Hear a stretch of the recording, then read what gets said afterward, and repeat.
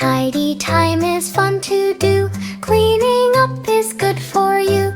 Pick your blocks up from the floor. Place them gently by the door. Put your crayons in their box. Stack your books and match your socks. Teddy bears go on the bed. Cars and trucks in lines instead. Cleaning makes your room look bright, shiny clean in morning light.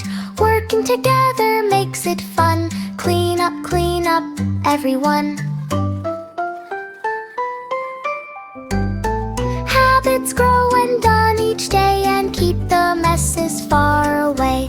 Clean up time is almost done. The tidy room for everyone.